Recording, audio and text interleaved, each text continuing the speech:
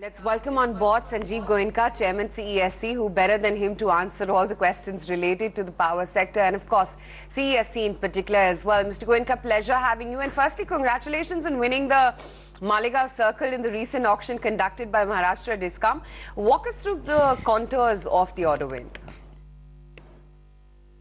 Maharashtra, according to us, is a very attractive state for distribution of power.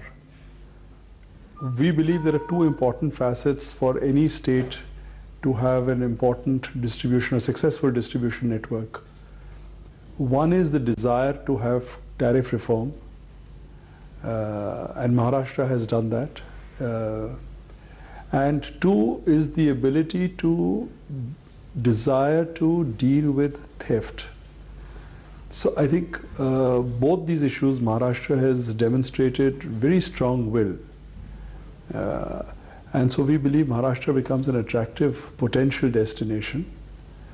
You have several successful private franchises or licensees there.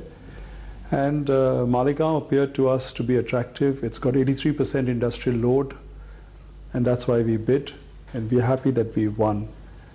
And the fact that the T&D losses are close to 45%, as is stated, demonstrates that there is a potential to bring it down and improve the operation significantly. Right.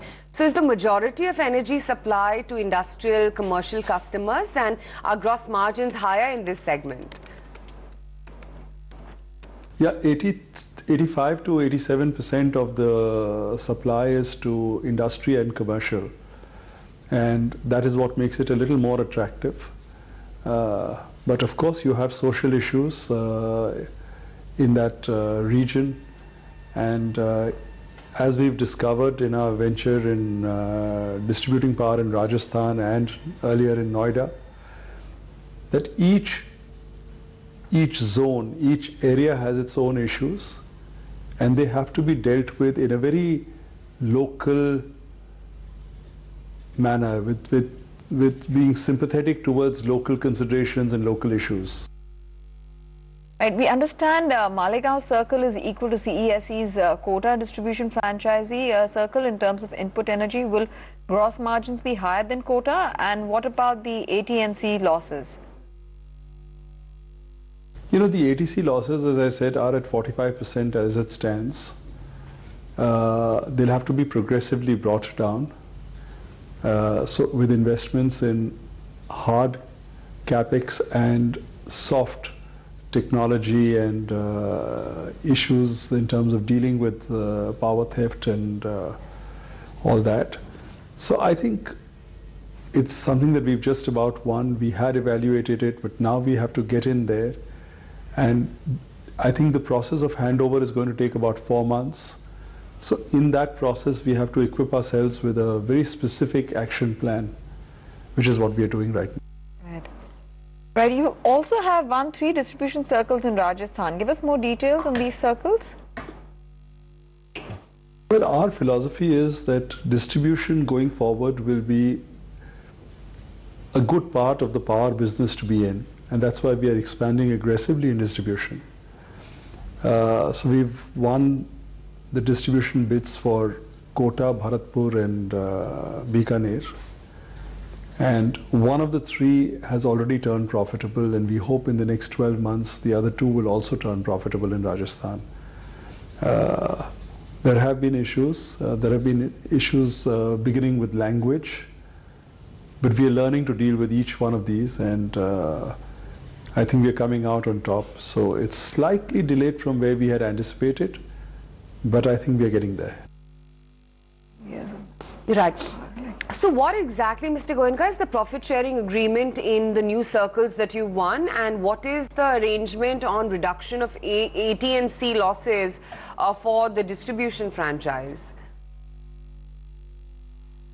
Got a target for reduction of AT&C losses, and we do believe that it's something that can be delivered, and that is what we're going to work towards. Right. Let's talk about the retail business then, because organized retail is expected to grow from the $60 billion mark in the US in FY16 to about $180 billion in FY20. What role do you think Or rather, how do you think Spencer's can participate in the backdrop of the intense disruption which one is seeing in the space? Well, Spencer's took a long time in actually getting all the actions correctly. And the first 6 months we were at close to a PBT break-even. We expect pretty much to be either almost at PBT break-even or just a very minor token kind of a loss for the year ended. Our next wave of expansion will be confined to the 3 states that we dominate: West Bengal, Andhra and Eastern Uttar Pradesh. And we will take up properties more aggressively in these states because there's no additional cost for us. There is no additional advertising for us. There is no additional awareness that needs to be created. There is no additional back-end cost that we need to incur. So every penny of contribution will go to the bottom line. And that is the strategy going forward. You will see an aggressive but calibrated phase of growth for Spencer's. And each year on year, you will see significant additions to square footage. Right. What is the update on the stake sale here to Alibaba? Are you in talks for the same, and when can it materialize? Spencer's is almost close to a break-even, and I think we should be there very shortly. I mean, at a PBT level, which is the bottom line. So, I mean, the first 6 months were break-even, and so we are almost there. I think maybe another quarter, and another 4 or 5 months, and we are definitely there. And frankly, I mean, a lot of speculation on Spencer's. Please allow me not to comment on speculation. Okay, we'll allow you that. But, that's the nature of the job. We have to ask you the questions which are doing the rounds in news circles. Meanwhile, Mr. Goenka, what is the outlook for the FMCG business? The 2 Yum brands have seen good traction. The ambitions are huge. 10,000 crores in 5 to 6 years. But for now, it is actually to get to a break-even on 2 Yum, which I think in the next 15 months, we should be able to get to. That is the thing. We will launch more products. We will be aggressive. Between our 2 brands, 2 Yum and Evita, we have 4,30,000 distribution outlets, which is quite fast, considering that we've been in the trade just for about 18 months. And I think second quarter next year is when we expect to break even on 2 Yum. So that again would be fairly good by our estimation. And that's what we are moving towards. Products are doing well. We are having month-on-month growth.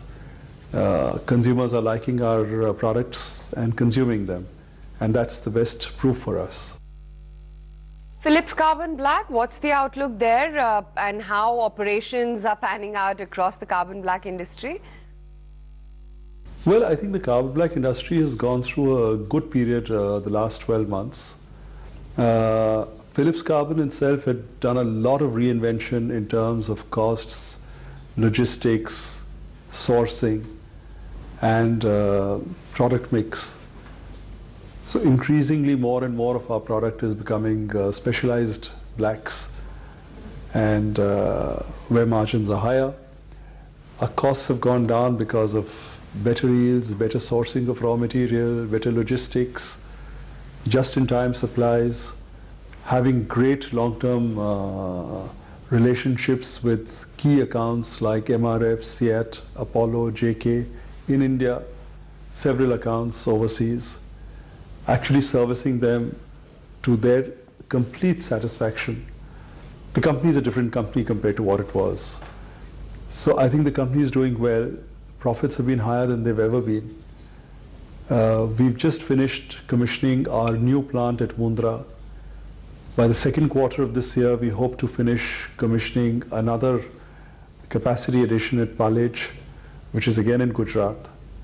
And we hope to begin work on our plant in South India in the next 2 quarters, I'd imagine. Okay, great to have you, Mr. Goenka, on the show. Thanks so much for taking the time out and chatting with us.